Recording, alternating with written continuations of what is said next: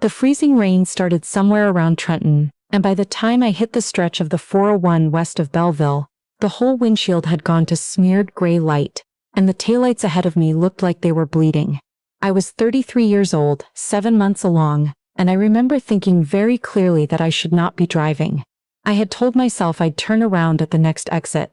I never got the chance. I'd left the office late because I'd stayed to print something I wasn't supposed to have.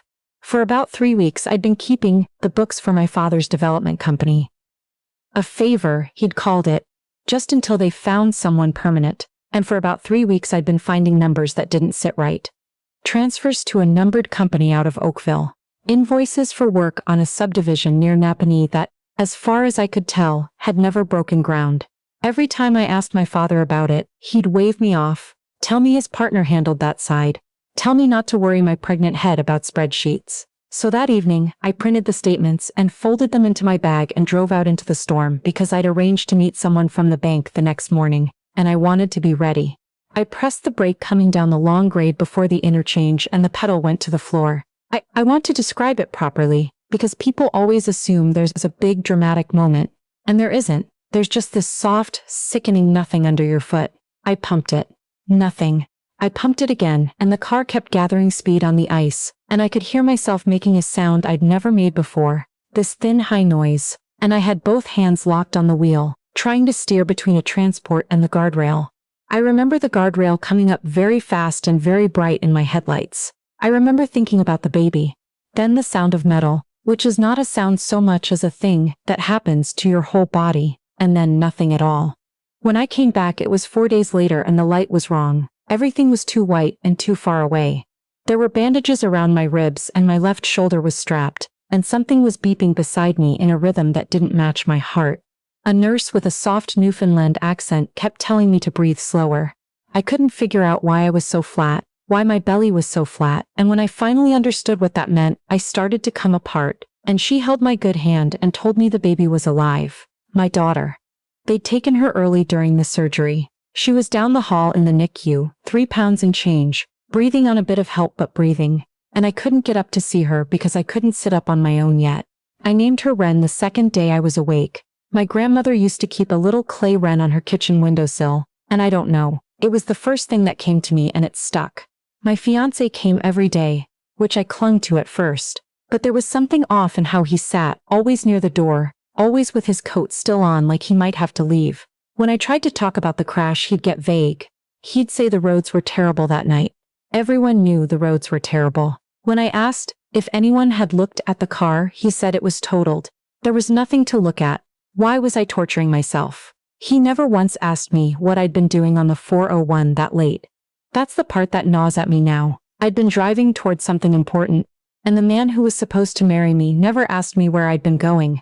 They wouldn't discharge me for a while, and even once they moved me off the acute floor I couldn't manage on my own. I couldn't lift, couldn't carry, couldn't stand at the counter to warm a bottle. Wren would be ready to come home before I would. So I did the thing you're supposed to be able to do. I called my parents. I'd like to say I don't remember that phone call, but I remember all of it. My mother answered. I asked, and I was crying by then, if they could take Wren for a few weeks while I got back on my feet. Just until I could walk properly, just until my ribs healed enough to hold her safely. There was a long pause. I heard my father's voice in the background, low. And then my mother said, in this careful, rehearsed way, that they were getting older, that a newborn was a lot, that it really wasn't their responsibility to take on. Not their responsibility. She said the words like she'd practiced them, and then she said she had to go, and the line went dead. And I lay in that bed, holding a phone that had gone quiet against my ear. Here's the thing nobody warns you about. When your own mother tells you your daughter isn't her responsibility, the pain doesn't feel like a knife. It feels like the floor dropping out of a room you've stood in your whole life. I'd spent 33 years trying to be enough for those two people. Good marks, the right degree. Never too loud, never too much, and it turned out there was a bottom to what I could earn from them, and I just found it. I didn't tell anyone I'd called them. I was ashamed, which is its own kind of awful, being ashamed of the fact that your parents wouldn't help you. The next afternoon they showed up, not to see the baby. They came into my room, and my mother put a cool hand on my forehead, the way you check a stranger's kid for fever, and my father stood at the end of the bed with a folder. He said there were some things that needed handling while I was laid up. Papers to do with my grandmother's estate. My nan had passed the winter before, and there'd been a trust, something she'd set up quietly, and my father said it all had to be sorted immediately, that I just needed to sign a few pages and they'd take care of the rest. He had a pen ready. He kept pushing the pen at me. I was on so much medication that the room kept sliding, and I couldn't read the pages, and I remember asking why this couldn't wait, why they cared so much about paperwork when I couldn't even stand up. My father's jaw did this tight thing I'd known my whole childhood, the look that came right before I got sent to my room. My mother said we didn't need to make it a big drama. I told them I wasn't signing anything I couldn't read. My father took the folder back like I'd insulted him, and they left, and neither of them walked the 15 steps down the hall to look at their granddaughter through the NICU glass. That was the night I started to wonder whether it was all one thing, the crash, the numbers that didn't add up, my father suddenly desperate to get my signature on my grandmother's trust, my fiancé who never asked me where I'd been going. I lay there in the dark, listening to Ren's monitor down the hall. You could hear the NICU alarms if you really strained. And I felt something in me shift from grief over towards suspicion. And the suspicion was almost a relief, because suspicion you can do something with. A few evenings later, I'd had a rough round of physio, just learning to shift my own weight to the edge of the bed.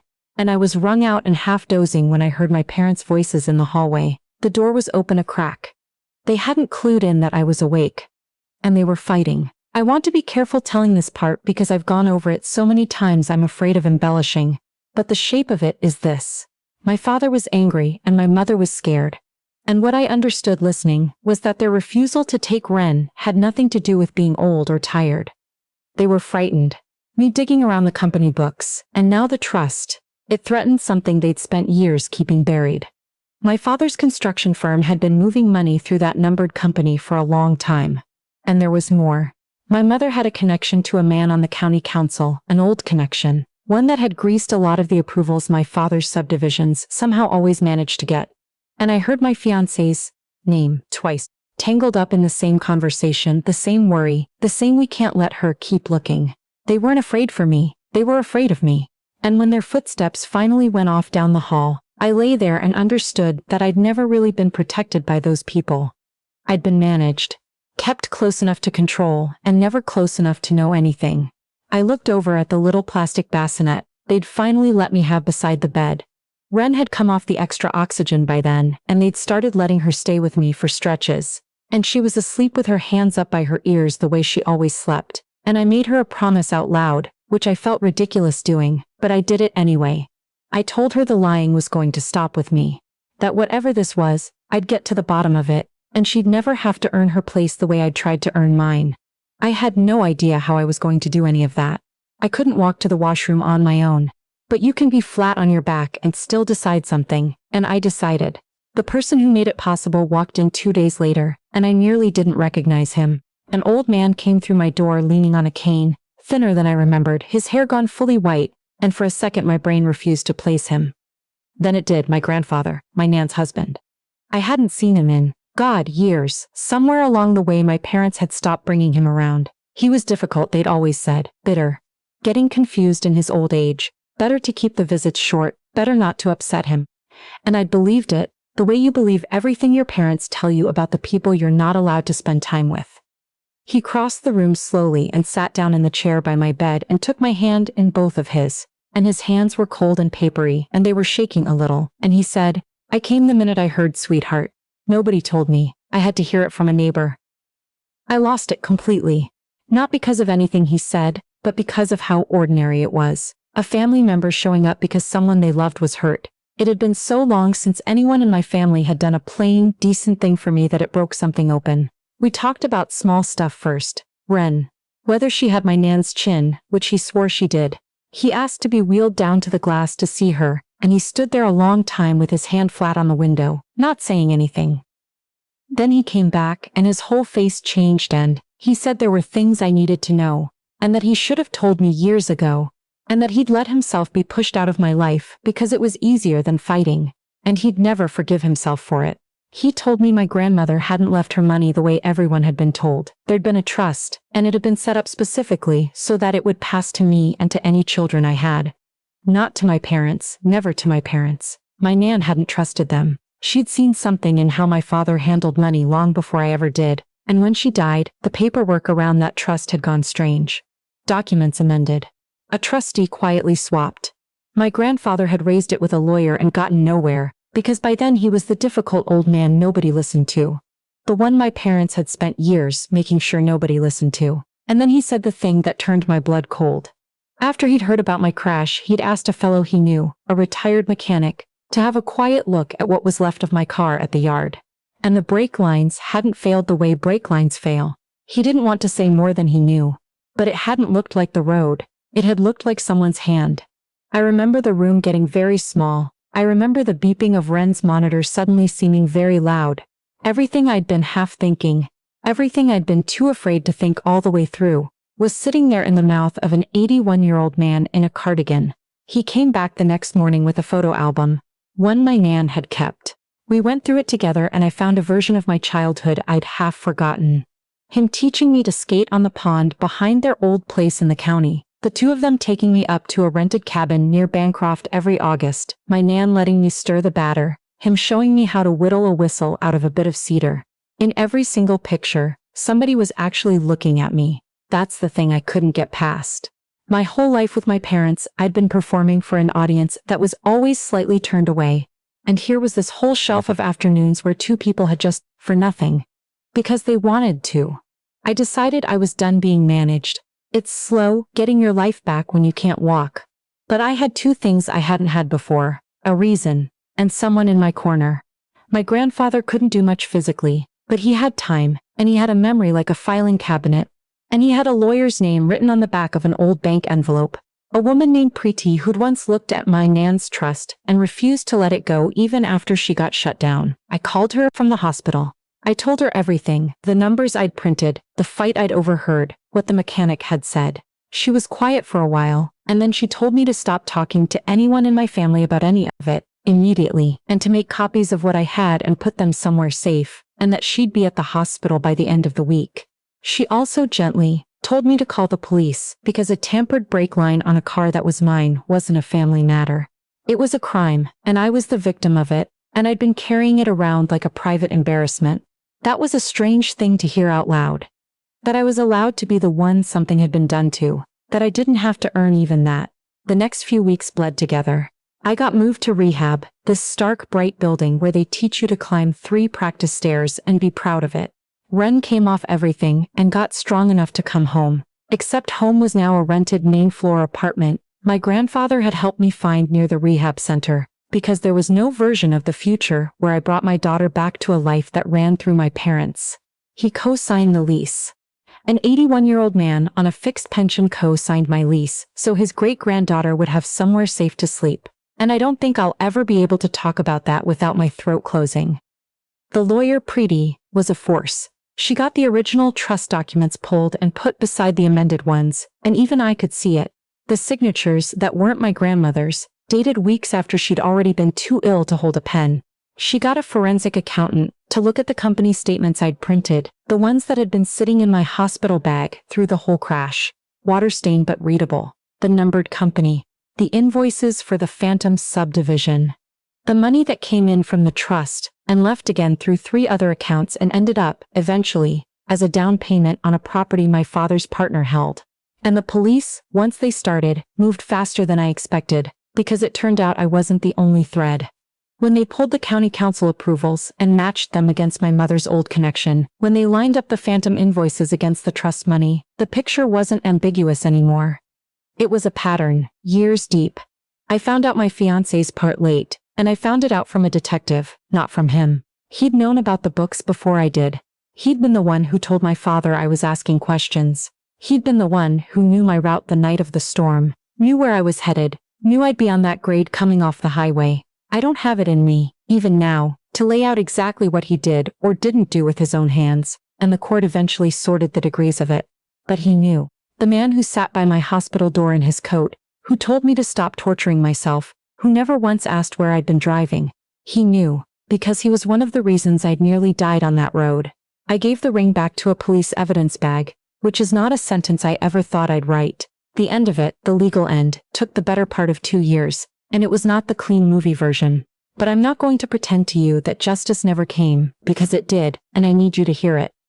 My father was charged with fraud and with offenses around my grandmother's estate, and he pleaded to some and was convicted of others, and he went to prison, an actual sentence, in an actual provincial institution, not some fine he could write a check for. His partner went with him. The tampering with my car led to charges I didn't think would ever stick, and they did stick, against my fiancé, and he was convicted, and he served time, and the last I saw of him was across a courtroom where he wouldn't lift his eyes to look at me. My mother wasn't charged with the fraud in the end. The case against her didn't hold the same way. But the council connection came out publicly, and the man she'd protected lost his seat, and her whole carefully built world of committees and galas and the right invitations simply evaporated. People stopped returning her calls. Partnerships my father had built over decades dissolved in a season. For two people whose entire currency had been reputation, watching that reputation turn to nothing was, I think, its own kind of sentence. The trust came back to me, and to Ren, whole. I set most of it aside for her, in an education account she can't touch until she's old enough to decide what she wants to do with her own life. No strings, no performance required. My Nan would have liked that. I think it's what she'd been trying to make sure of all along. But I promise you the money was never the part that mattered.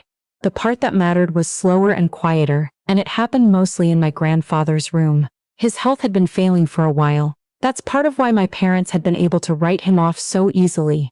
Because it's easy to call a sick old man confused. Through that whole 2 years he was there for every step his strength would allow. Some days he'd come sit while I did my exercises, and just narrate encouragement like I was 6 and learning to skate again. Other days he was too tired to do more than hold Ren in the crook of his arm while I made tea, and those were somehow the best days. There was a brother I'd been raised to think of as a rival more than family. My parents had always pitted us against each other. Quietly, the way they did everything. And my grandfather is the reason he and I ever really talked. Without our parents standing in the middle of us, we finally said some true things to each other about the house we'd grown up in. And it turned out we'd each spent our whole childhoods thinking the other one was the favorite, thinking the other one had it easy, thinking the other one had it easy. Neither of us had it easy. That didn't fix everything overnight, but it gave us a floor to stand on, and we hadn't had one before. One afternoon near the end, I took my grandfather and Ren to a little conservation area with a pond, and I parked his chair where he could watch her toddle after the geese, shrieking with laughter, absolutely fearless. He watched her for a long time. And then he said, not looking at me, "You broke it, you know. The whole rotten cycle. You broke it." I asked him what he meant, and he just patted my hand and kept watching her. But I've thought about it more than almost anything anyone's ever said to me. Because for so long I'd measured myself by whether I could survive my family, whether I could stay small enough, good enough, quiet enough to keep the peace. And it took me nearly dying on a frozen highway to understand that survival was never the achievement. The achievement was refusing to hand any of it down. Ren will never spend 1 hour of her life auditioning for love. Whatever else I do or don't manage, I did that. He passed away that quietly in his sleep, a few weeks after the last of the court business finally closed. I was with him the evening before. We'd gone through the whole photo album one more time, slowly, and he'd asked to see every recent picture of Ren on my phone, and he studied each one like he was memorizing it. We talked for hours, about my Nan, about the cabin summers, about the mistakes he felt he'd made and the ones he forgave himself for. When I left I told him I loved him, which we'd both gotten better at saying, and there was nothing left hanging between us, nothing important left unsaid. I've since learned that's the rarest gift a person can give you, and he gave it to me on purpose. The grief flattened me for a while, but even underneath it there was this steadiness, because he'd handed me something you can't lose in a fire or a lawsuit. The plain knowledge that I was worth showing up for. Nobody can take that back out of me now.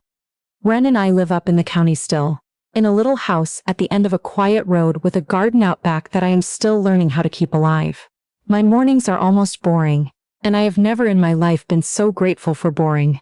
Coffee in a sunny kitchen, walks where I say hi to the same 3 dogs. Nobody calling to pressure me in anything. Ren is 4 now, full of questions I can't always answer, and she has a little clay wren on her own windowsill, which she does not know the meaning of yet, but which she will. I planted a row of tall flowers along the back fence last year, the kind that come up on their own every summer, without asking anything of me. And on warm afternoons, I sit out there while she runs through them chasing whatever's flying past. Sometimes I think about the woman gripping a steering wheel on the ice, So sure that if she could just get one signature, just print one more statement, just be a little more useful, the people who were supposed to love her finally would. I wish I could reach back and tell her the truth, but they never were going to.